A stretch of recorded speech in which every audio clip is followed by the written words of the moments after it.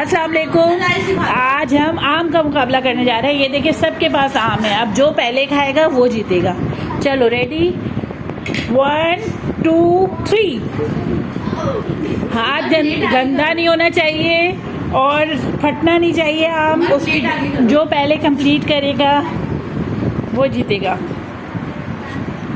عمر کرنے گا. انشرا, عمر, رجا, مصف, جلدی جلدی.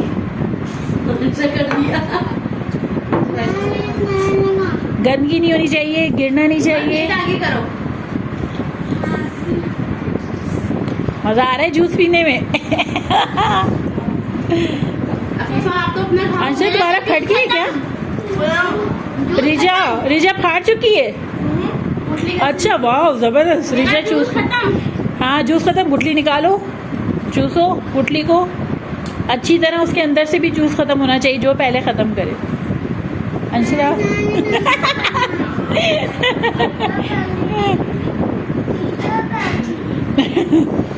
واو زبردست.